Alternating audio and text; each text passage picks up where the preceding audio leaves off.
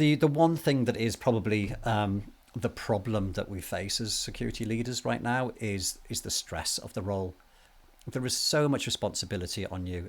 You know, you're there as a leader in the organization at the front edge, making sure your enterprise can deliver on the services, can keep the data secure, can be resilient, can be compliant. There's so many different aspects to it that it becomes a very stressful role.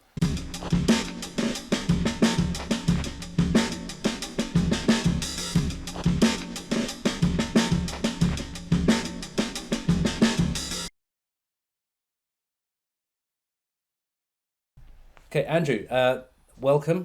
Thank you for joining the show. If you can please start by introducing yourself and telling everybody what you do. Right, well, thanks for having me along. So my name's Andrew Rose, and I'm the resident CISO for EMEA for Proofpoint. I know what CISO is. I've been in cybersecurity what feels like half my life. But for those people who don't understand what a CISO is, what does it stand for? What does it mean? Oh, well, actually quite a difficult role to define. So it stands for Chief Information Security Officer, or in some cases just Chief Security Officer. That's when you tend to have physical security as well. But Sure. it's a different role in different organizations. So, you know, you'll go to one organization and the CISO will be a C-level exec working at the board level, setting strategy, working, you know, through the politics, working with regulators, and not getting anywhere near the technology. And they'll have a team of about 100 or even more, Okay. thousands. And then you get to another organization and the CISO will be a technical person in a team of two people that reports quite low down in the organization. So it really depends on the organization about what a CISO really is. And you'll see it when you look for job adverts for a CISO. You know, you can see Yeah. that they'll be advertised at paying 60 to 80,000 for a CISO role, or paying 300 to 500,000 for a CISO role. So you can get just an idea about the different scale of those responsibility sets. But generally, Okay. the model is that you're accountable for information security within that enterprise.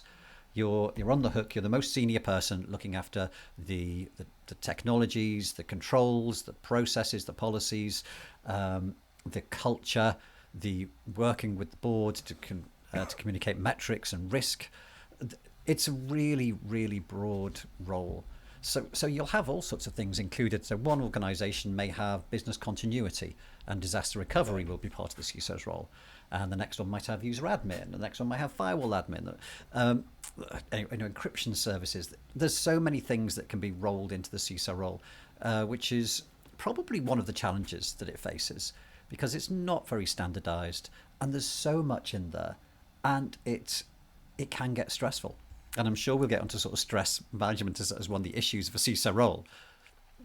But it is one of those problems. Yeah. From everything you said, that sounds like a very much a role within an enterprise organisation with lots of staff, lots of turnover, etc. So, but I assume this role will apply to organisations of all sizes, or not? Yeah, it does. Everybody needs a CISO of some nature, whether that's a techie guy, or if that's the best that they can afford, if that's the best they can have, or whether you need a strategic leader. But every organisation needs to have a person in charge of cybersecurity these days. I struggle to think of any enterprise that is not a technology firm. And Yeah. therefore, if you're dependent on technology, you need to be managing the controls around your technology to make sure that you're resilient, to make sure that you're protecting your information, to make sure that you're protecting your services and your customers. So no organization should be without a security leader on their staff. And that tends to be where the role CISO comes in. Okay, I want to dive into the cybersecurity risks and threats and stuff in a bit Okay. because I think it's a scary world that we live in, and I think there's some real good stories that we can tell. What How did you end up as a CISO? How did you end up in that? Was it a typical security technology growth plan, or talk me through that? It was by mistake, generally, as all the best careers are, really. Yeah, indeed. Yeah. So I actually started out with a big insurance company, helping out the audit department, and that transformed That into. sounds exciting, Andrew. Yeah, it really was, if you can imagine. But that actually turned into doing fraud investigation. So I ended up doing sort of Okay. investigation into how insurance agents and people were doing fraud and trying to rebalance the books so they defrauded people. And that was quite fun. And I got involved in working with computers. And this was many, many years ago. Yeah. And so that sort of led me back to rediscover my love of computers. So I actually then applied for a job in their IT department in this insurance company. And they put me on the user admin team, which is not a terribly glamorous role, but I actually really enjoyed it. And within 18 months of being on that team, I was actually leader of that team, and I was working then with the security department. And what I was seeing from them was just really interesting and exciting. And this is back in the day when nobody was interested in security. So I sort of asked for a job in that department. They said, absolutely, come and join us. Nobody cares about security, so anybody who shows the slightest bit of interest is happy to be on board. And they put me through a master's degree course in security at the time to train me up, and that was great. So that got me to a certain stage, and then I moved on from that insurance company and joined the legal profession, and joined a law firm as a security analyst, and then was promoted to be in charge of the security operations team, and then I got all of the security got given to me at that point. So I was the CISO for that law firm. I then was headhunted to move to another law firm, a bigger law firm, to effectively do the same security transformation I'd done in the first one. Okay. And at that point, that second law firm was pretty much the largest law firm in the world. So I was like, where do I go next? But a happy chance meeting at a sort of formal ball with a few drinks in us. And I actually bumped into somebody from Forrester, and we had a conversation with them, and joined Forrester Research, which is a bit like Gartner. I know Forrester very well. Yeah, and I was there for about 4.5 years, covering the role of the CISO and security management and all those pieces, which was a complete blessing, because in those sort of roles you get the opportunity to stand back and take some distance from the actual role. And when you're in security, we all know that it's 110% full on. You know, you're running from issue to crisis, firefighting all over the place. You never get more than 2 seconds to yourself to think, what should I really do? How should I address this problem? You're just having to sort of punch your way out constantly. So having the opportunity to work for Forrester for several years gave me that opportunity to think about, how would I do a good security strategy? How would I put together a good security awareness and culture change program? Which is great. And I got to speak to lots of different people and bring those ideas together. And then I was... Because that was one of my questions for you. When I observe, sorry to interrupt, when I observe your career, you stepped away from being the resident CISO out completely with Forrester, and once again you then went back, and then you've done it again with Proofpoint. So I can't imagine that being an easy change, because it's like being a firefighter and then actually being based in the fire station taking the phone calls. It just seems very different. I'm sure it's not, and that's a really bad analogy, right? But it just seems different. It's not the best analogy. I think it'd be better to say you're a firefighter, and then you become a fire investigator, and so you get to walk around and go, well, how did this really start? How could we stop this happening in the fire? How could we better fight this fire next time? And so actually you're building up all of these good ideas because you've got the time and the space to think it through properly. And so when I re-engaged, I went back to being a CISO again. It was like, I've got these ideas. I'm going to try them. I'm going to eat my own dog food, pretty much. Yeah. And I think the best example of that for me is that I designed a how to do a good security culture change program. And it was all theoretical. No one had done it, but I'd picked up all these great ideas from marketing agencies and behavioral scientists, and I put this proposal together. So when I left Forrester and joined NATS, UK Air Traffic Control, I said, right, well, let's do it. Let's put it in place.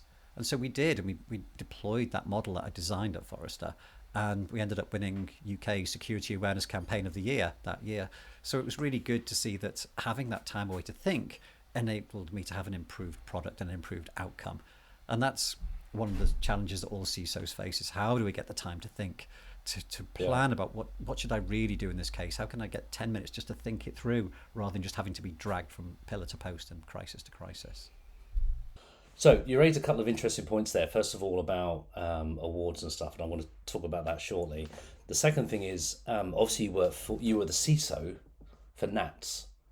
Now, I can't imagine a more important role for an organisation which was so critical to life and death. So how did you cope with that? Because that's a big role. It was a big role, but that's one of the things that attracted me to the role, because it meant something. Frankly, many many security managers protect their enterprises, and if they fail, then some customers are embarrassed, or they lose a bit of profit for a couple of months, and then they regain the profit, and they carry on regardless. Does it mean something?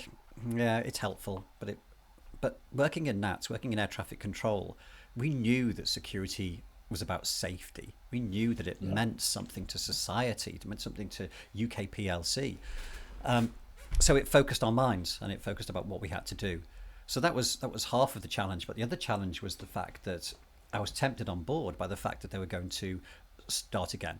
They built up a very interesting collection of technologies over the years, but what they wanted to do now is start to design a platform for the next generation of air traffic, so they could scale it out and build it properly, so they could keep on designing and keep on having more capacity if they needed it.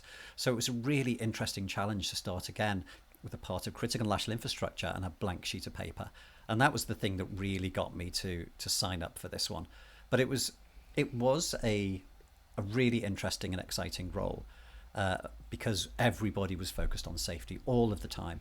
And I have no hesitation in getting on a plane these days. And if they say there's a problem and there's air traffic has put you in a holding pattern or you can't take off, I know the reasons why, and I know it's all about safety. And they're doing that not just to annoy us as customers, but they're doing it because they absolutely have our best interests at heart. And I understand the process behind that. And so it was a very interesting role to take. And I was there for probably about 4.5, 5 years, putting some good standards in place and taking them to ISO 27001. And it was a very rewarding career there in NATS.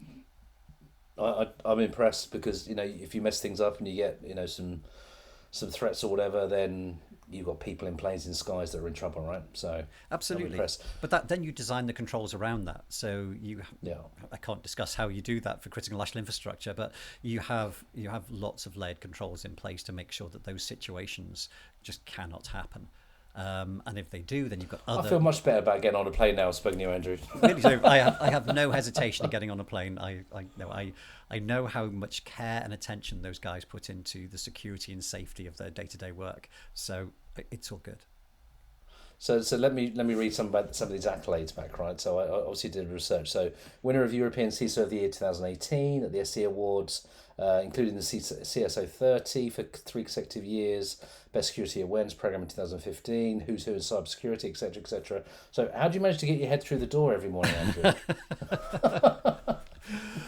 It's lovely to have those rewards. It really is. Yeah. The European CISO of the Year is a great accolade. I do love it, but I look at it practically. There's no way I'm the best CISO in Europe. There are other guys who are so smart, who are so good at their jobs, but I just happened to be in the right place at the right time with the right network, and it came to me, and I wasn't going to say no. So I'm really grateful that I got that accolade. But there's so many good people in this role across Europe, across the globe, who are so smart and are achieving security for their enterprises at such a high level that I can't ever look at this and go, I'm obviously the best because I have the award. I look at it and go, I know how much better people are. But you do have an award on your shelf, so there you go. So you must. It wasn't just given away for no reason, Andrew, right? So you obviously earned it. So look, I want to talk about cybersecurity a little bit.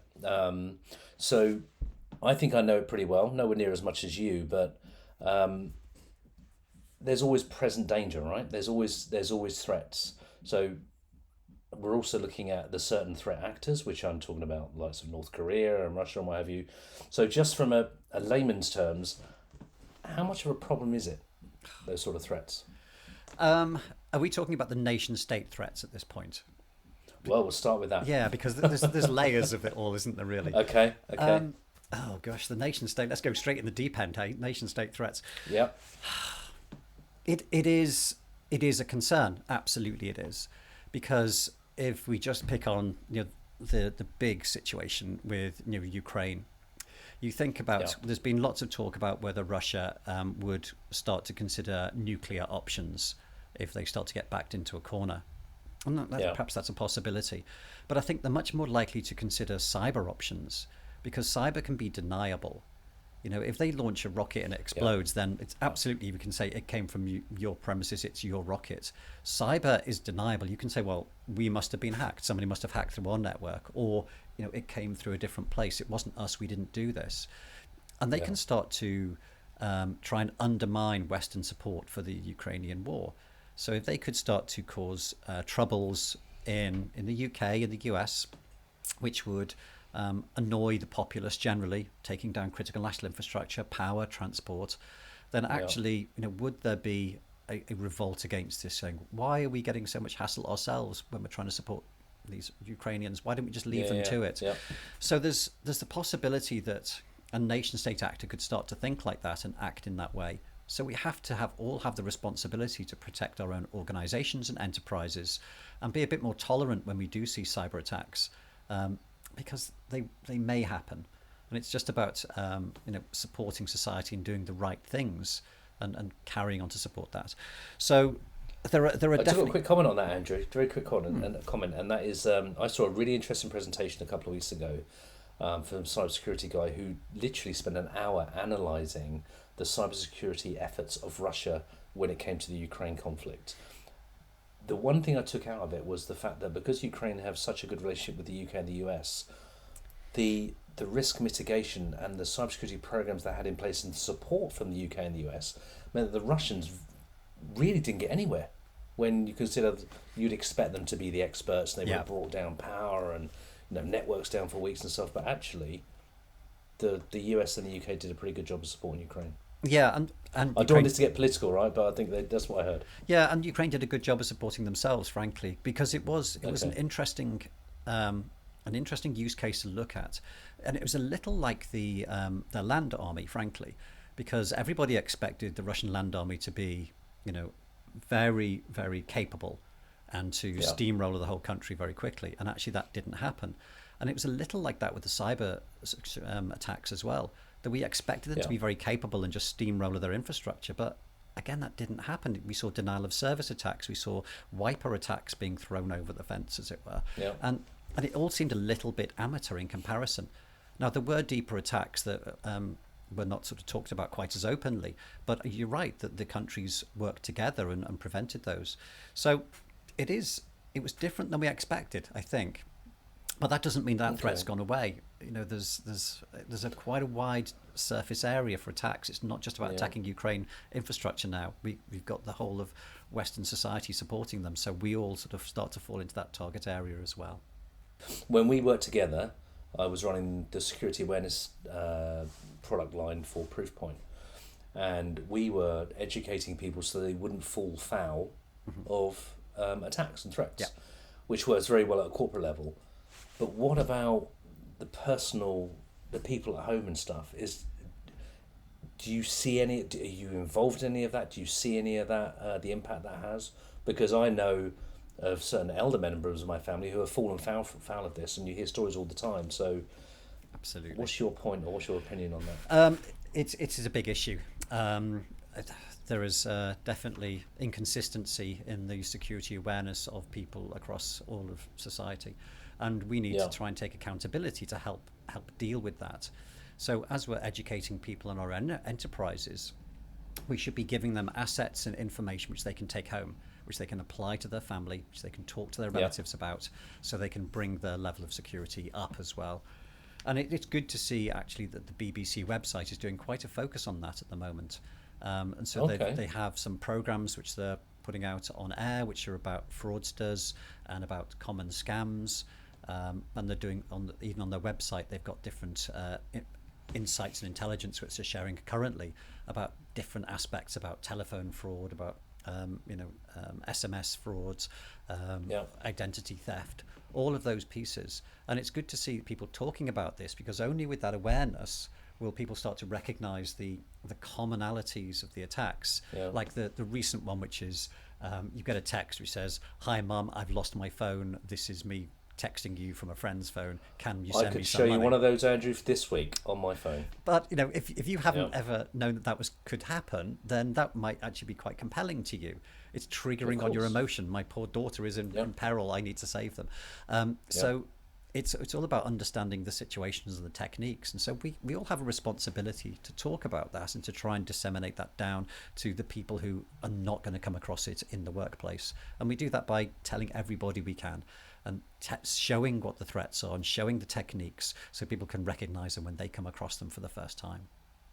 Yeah, I think the level of expertise for these threats are incredible sometimes. When, remember, we used to do some presentations and demos and showed a real courier email and then a fake courier email. Click here to redirect your parcel or whatever, and the imitation was superb. It's just it's really easy to fall foul. Oh, and it's going to get worse. It's going to get so much worse. That's the problem with on a positive side, with chat GPT and deep fake technologies. How far are we from having really compelling video? A video turns up from the CEO going, "Please pay this invoice. I'm begging you." We're not far away from that.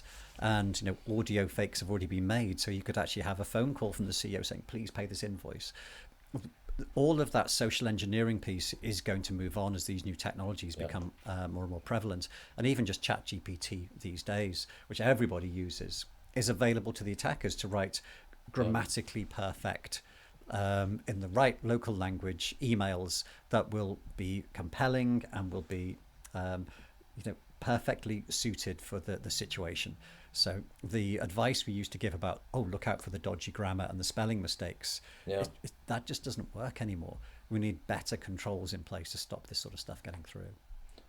I think there's still a lot of spam or email that comes through which are still poorly written, I think. Mm-hmm. And I think that AI is going to play a big role. And one of my questions to you was going to be, what is the impact of AI to cybersecurity? And I know you've mentioned a little bit there, but it scares me when I think about Terminator Judgment Day and and all that sort of good stuff. So what's your thoughts on AI and cybersecurity? It's the classic. It's both an opportunity and a threat, isn't it, really? Yeah. So yes, it's going to enable attackers to create better phishing emails. It might enable them to create code and malicious code a little easier. Yeah. It'll give them benefits, absolutely. But we have to focus on the fact that we as a security organization and as security professionals can also use these tools.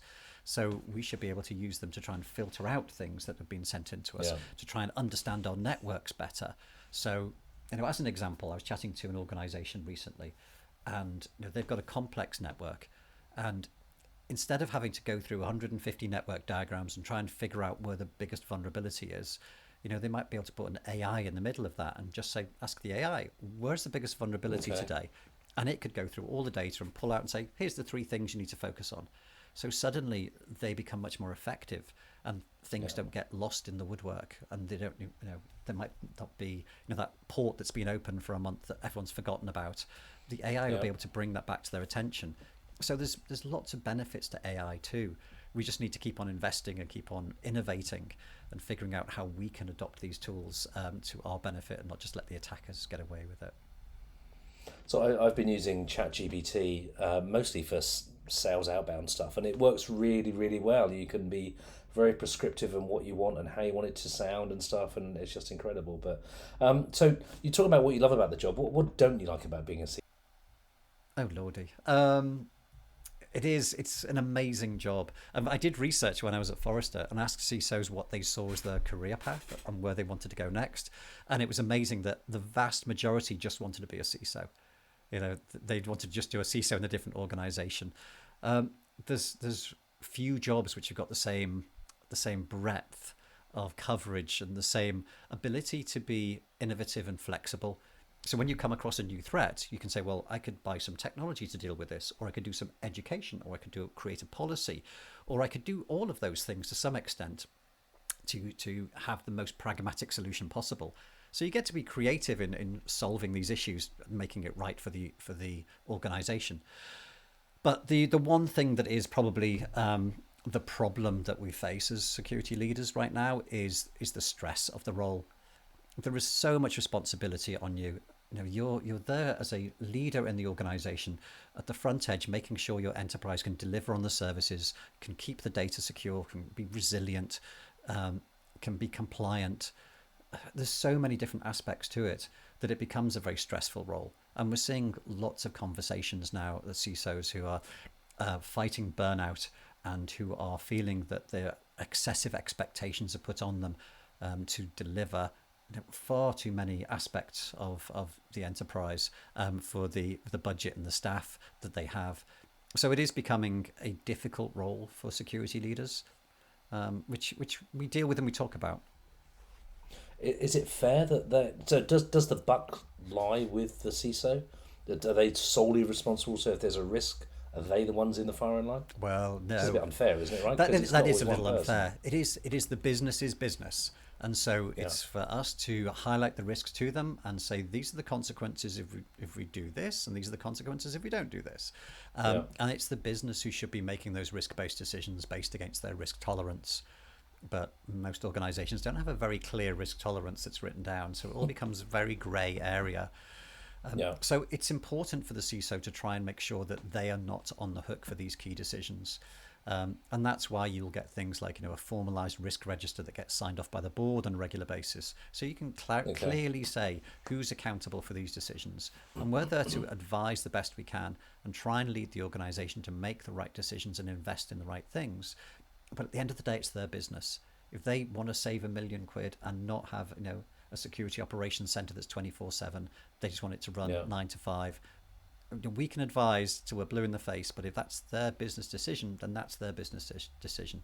But you never feel that you're not culpable in some way. You know what the right thing to do is, and so you're always trying to achieve that security nirvana. So we're always pushing to try and do the pragmatic thing, but do it in the best way possible. And the stress doesn't go away. You're constantly fighting the issues. You're tackling these new and advancing threats as attackers evolve and become better at what they're doing and find new ways into your enterprise and new ways of stealing data. So you're constantly having to be on the front foot, pushing forward, despite the fact you've got all these legacy of controls you're taking with you. So it can get stressful. That's the problem. So how part of the job. It's a two-part question. Firstly, how do you learn that stuff? And the reason I ask that is because when I've interviewed CEOs before, there's not a CEO training course you can go on, right? There really isn't.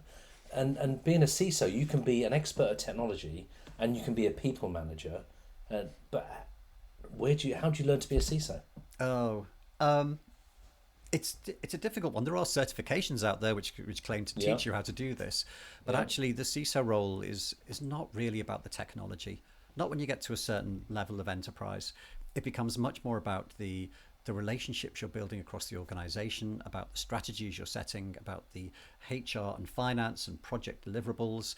It becomes much more about a management role, a true management role, and the technical guys work for you, the architects and the administrators, but you don't know what they do. They just deliver the function, and you're the pointing the ship in the right direction and making sure that compliance issues that come up can get dealt with correctly. So you don't need to be a technologist to do this. And I think actually there's not a bad career path, because I always used to compare this to sort of developers. You're a developer, and then you're a really good developer, and then you're a superb developer, and then they realize this. So what do? They put you in charge of a team of developers. So suddenly you go from being a technical. Now I'm in charge of people. It's like, oh my God, I've never dealt with people. With security, it's not that plain. You can actually start to move slowly between being a pure techie and a pure sort of leader. So you get the opportunity to slowly move between those two as you go up the ladder. And I think that's just what I've done. I think I've just managed to move slowly from a technical role, from managing a mainframe, doing RACF administration, all the way through. Oh, for goodness sake. I haven't heard RACF, a mainframe, for 30 years. That's where I started. That's my history. That's right. I started off as a mainframe computer operator. That's on MVS XA with RACF and TSO and ISPF and all that sort of stuff. It's not days I cherish, frankly, but I'm glad to have left them behind. But that is where I started, RACF administrator. And then you move and you become more aware of the people side of security, and you get to in charge of a small team of people and a larger team of people. So it's not quite the complete disconnect of techie management. You can start to evolve your ideas and your skills as you move between the two. So there are courses out there which will claim to teach you how to be a CISO, but I think you've got to have the heart, you've got to have the experience to really, really take the role on properly. Okay. Have you any hiccups in your career in terms of things you wish you hadn't done? You have to name the company or anything, but obviously it's a perfect evolution from RACF administrator to resident CISO. But absolutely, any things you wish you shouldn't have done? There's only one sort of blip I had, and that was when I actually took a role as a CISO of a Japanese bank, and I was there for all of 2 weeks before I went and talked to the manager and said, this is not the role for me. So I'm intrigued to know why, but yeah. Indeed. It was basically, the organisation had a very inflexible view of how they wanted the team to be run. And so, I saw how the team was being run. I went to the CIO and said, yeah, I see what's going on. I can fix that. And he said, I don't want you to fix it. I want you to run it as it is. And I was like, oh dear, I think I might have made a mistake here. So I didn't stay there very long. But that was fine. That was a learning experience, and I fell back into another job very easily. So that was about the only blip I've had. Apart from that, every role has been a natural succession on the previous one. It's always given me the opportunity to build on skills and build on weaknesses that perhaps I've had. So as an example, moving to Forrester, it meant that I had to be on main stages giving keynote speeches and writing thought leadership. And that was honestly quite scary for me at the time. But it worked on those weaknesses and made me a better person at the end of that. So I could move on to a better role. And I constantly think that when you look for a new role, you should be looking for roles that scare you, that you know are going to work on weaknesses that you have, because that's how you develop as an individual. Just taking a role that you're comfortable in over and over again is never going to lead you anywhere. So you should always stretch and try for those roles, and that's what I've done. So apart from that one Japanese bank instance, I haven't had anything that I regret at all. I'm impressed with that, and I love your comment about you should do something that scares you, because obviously I've got a lifetime of career in sales, and even presenting on stage to some people is something they would never do, and I think it's, in my opinion, I love being on stage, but I'm a sales guy, right? So I love the attention, and I love talking about stuff, but only if it's stuff I know about. I would never talk about something that I didn't know about. So, any sliding door moments in your career where you made a decision or had an opportunity, and if you hadn't taken that, you wouldn't be. Do you know what I mean? Is there any moment, a pivotal time in your career where if you'd taken the other route, you'd be somewhere else now? I'm not sure there is. I think I guess it was perhaps applying for that job in IT initially, when I thought this could be quite fun. If I hadn't been there, perhaps I'd still be in fraud investigation for a large insurance company. But actually taking that step into IT has opened up a whole new world of cybersecurity and information security to me, which I had no visibility of to that point. I just thought I like computers, they seem like quite fun. So I think that's probably the pivotal moment in my career, just that first step to go, oh my word, this is amazing, this is really interesting. And to be there at the birth of cybersecurity as well, because I was there when it wasn't trendy at all. No one wanted to work there. So but it was still engaged me and still interested me so much. So having seen everything move from IT security, where it started, to information security, to cyber security, and now moving into cyber resilience, it's been really interesting to be all the way there through that whole journey as it's matured and built itself into a real industry that's adding real value to society these days. So we went past a skip the other day, and my son said, "What was that in the skip?" And I said, "That's an old TV." He said, "Well, that's a funny shaped TV because it had the tube on the back of it, right?" So that's why I love the era that I've grown up in, because I was in IT when I started, and so I've seen everything evolve, and from the first mobile phones to now you're having video calls and stuff. It's just phenomenal. So it's a great time, in my opinion. Well, the same is true of security so much, isn't it? Because I remember the days when we tried to handcraft rules to stop spam coming into our organisations, because it was sort of achievable in those days, because spam wasn't such a big thing. It was all you could start to put your own keyword search together and go, we'll just filter that out. And now, Yeah. every organization receives millions of spam every day, and it needs really high quality controls to filter that out. Yeah. So it's interesting seeing it all move and seeing the first worms and the first malware coming along, seeing how everything's evolved. It's just been such an exciting journey for my career. Yeah. Who knows where it'll go next? I want to talk to you about outside of work. So Okay. I saw the 2 words that said ultra runner, and it scared me the moment I read it. Right. So talk me through that. Started during COVID. Suddenly I didn't need to do a 4-hour commute every day into the city. So I thought, right, I need to invest this time in something valuable. So I set myself a goal of being able to run 5K within 30 minutes. That was my initial goal. Yep. And then I just got carried away. And now... So tell me how far carried away you got then. So, well, was it 2 or 3 months ago? Did a 50K. So that's how far away carried I got. So Tell me where the enjoyment is in that, Andrew. It's fun when it stops. Okay. It's an achievement. I'm quite a goal-based person. So you set and running is terrible for that because you can always set another goal. Just do the distance faster or do a longer distance. So you can always improve. Even just doing a park run on a Saturday morning, like, well, I could do it a bit faster next week. So there's always the opportunity to be better. So it just drew me in slowly, and suddenly I was trying to set personal bests and running harder and running faster and joining running clubs and buying better shoes and doing all this other crap. But 50K was my ultimate. That's where I want to get to. So how long did it take you, and how painful was it? It was 6 hours 20, something like that. And it hurt a bit. I have no idea if that's good or not. I'm not really sure either, frankly, but it was all right. It wasn't too bad, but it hurt a bit. I did injure myself during the 50K run and then just have to sort of grin and bear it for the rest of it. But it was an achievement, and it was something I set myself as a goal, and I got there. And now it's a case of, well, what's my next goal? I guess I'll have to go for... Well, that's the next question. What is the next goal? You've done 50K. What's next? I think there's one that's about 60. So perhaps that's the next one. They also do 100, but no, I'm not doing 100. That's crazy. Yeah, that is crazy. So many of the colleagues in my running club do the 100, but I'm not there. No, I don't think I'll ever get there. So one of my questions would normally be, what do you do to relax outside of work? I assume the running is one of them. Is there anything else you do to de-stress? There's a couple of nerdy things. So I do play guitar and write music. I do a bit of that, but probably one of my most fun hobbies is actually sim racing. So online sim racing, which again is another hobby I picked up during COVID when I noticed that all the Formula One drivers were doing online racing, and I was like, that looks fun.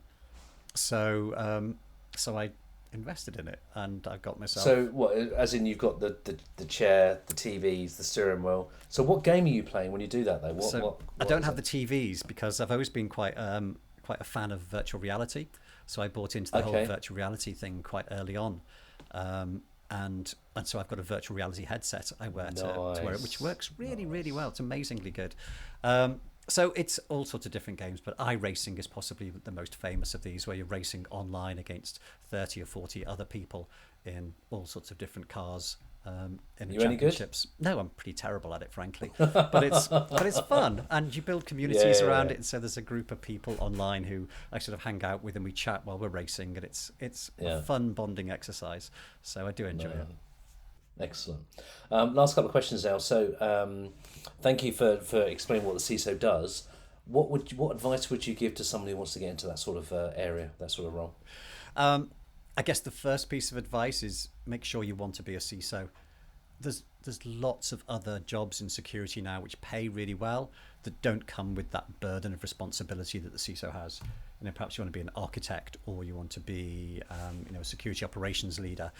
There's lots of other opportunities within the security family for you to fulfill your career ambitions.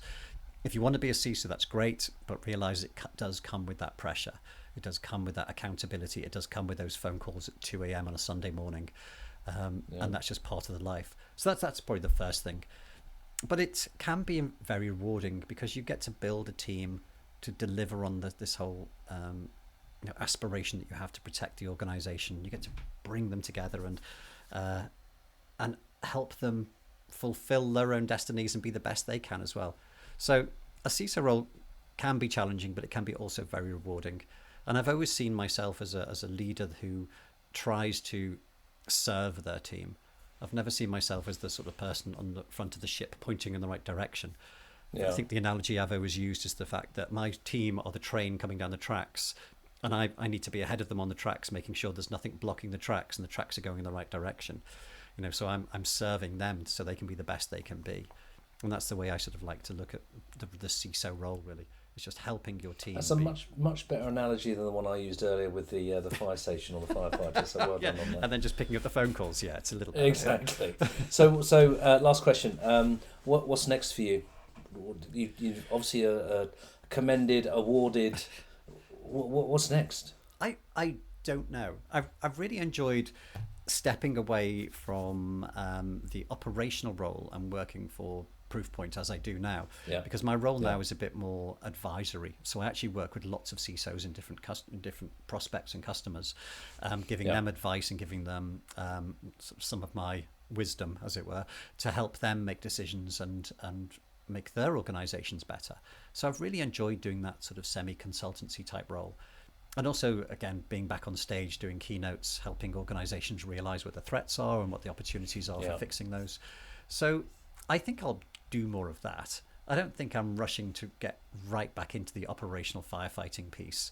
I think I'll Are we going to expect a book from Andrew Rose at any time or anything like that? No, not for a while. I did have one or two people approach me about that, and one guy who wanted me to co-write a book for him or with him.